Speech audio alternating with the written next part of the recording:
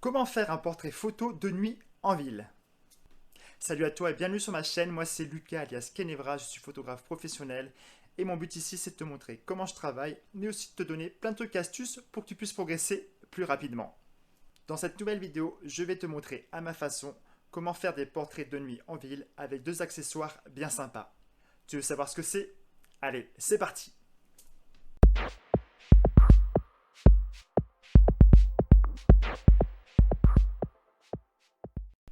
Si tu vis dans une grande ville durant la période des fêtes de fin d'année, tu as très certainement la chance d'avoir des ruelles décorées avec plein de jolies couleurs, avec en bonus tous les touristes qui vont avec.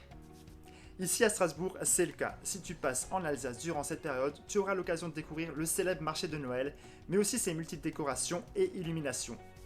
Sans compter le grand sapin qui trône chaque année sur la place Kléber.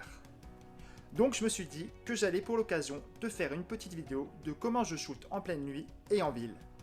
Pour ce tuto, j'ai fait appel à Camille. Camille, c'est une modèle avec qui j'ai déjà travaillé plusieurs fois et pour info, elle était mon premier modèle de 2021 et le destin a voulu qu'elle soit mon premier shoot pour 2022. Et cette fois-ci, on a décidé de filmer la séance photo. Premier conseil, si tu shootes de nuit en pleine ville, organise ta séance en début de semaine entre le lundi et le mercredi vers 22h30 voire 23h, histoire de ne pas être dérangé par les gens. Ici, j'ai décidé de shooter Camille dans l'une des ruelles les mieux décorées de Strasbourg lors du marché de Noël. Il s'agit de la rue des Halbardes. Honnêtement, si tu visites Strasbourg et le marché de Noël, tu dois passer par cette ruelle qui chaque année en jette un max. Dans mon intro, je t'ai parlé de deux accessoires que j'utilisais pour ce shoot. Le premier, c'est tout simplement une lumière LED de chez Ambitful. Et que dire de cette lumière, si ce n'est que c'est une jolie surprise. Premièrement, ce tube LED est petit, il fait 28 cm, il pèse 250 grammes et se transporte très facilement.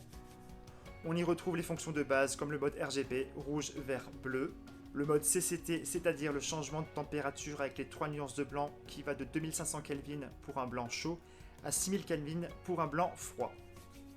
Le mode HSL est également présent si tu veux régler ta saturation, ta luminosité ou tout simplement ta teinte.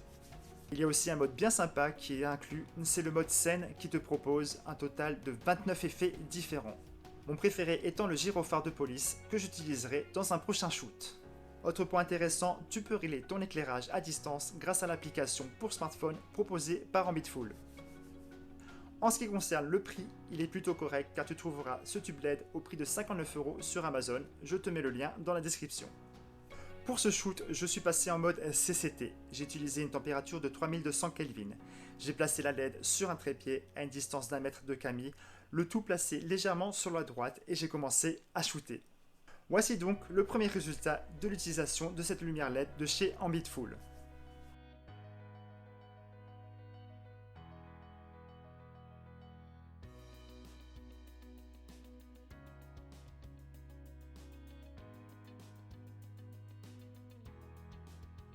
Comme je te l'ai dit, ce shoot a été réalisé dans l'une des plus belles ruelles décorées de Strasbourg, avec de jolies guirlandes placées en hauteur.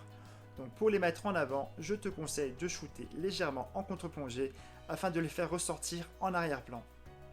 En ce qui concerne le deuxième accessoire, c'est tout simplement un filtre qui va te donner un effet de lance-flamme à tes clichés. Ce filtre, c'est également une surprise car je l'ai trouvé sur le site AliExpress au prix de 22 €, frais de port compris. Je l'ai donc placé sur mon 70-200 mm et j'ai commencé à shooter tout en maniant ce filtre.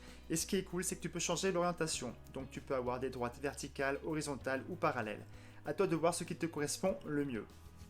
Ici, comme l'éclairage de Noël s'y prête bien, on obtient des résultats vraiment bien sympas. Tiens, voilà 3 photos en exemple.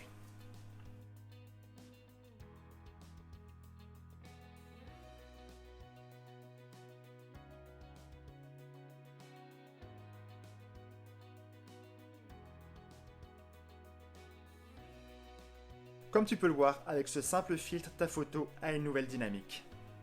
Ici, j'ai opté pour un effet de lance-flamme parallèle. Tu le distingues clairement au niveau de l'éclairage du lampadaire placé sur la gauche de Camille. Ensuite, on aime ou on n'aime pas. Mais franchement, pour ce prix, je pense qu'en tant que photographe, c'est à tester. Voilà, j'espère que cette présentation de cette lumière LED et de ce filtre t'a plu. Si ces deux produits t'intéressent, je te mets les liens où les acheter dans la description. Comme dit, je te montre à ma façon comment je travaille, ensuite tu prends ce que tu veux, l'essentiel étant que cela t'aide à te perfectionner, c'est le plus important. Je te remercie d'avoir regardé jusqu'au bout, laisse-moi un petit pouce bleu si tu as aimé et surtout n'hésite pas à t'abonner. Je te dis à très bientôt pour une nouvelle vidéo, d'ici là, prends soin de toi. Allez, ciao ciao.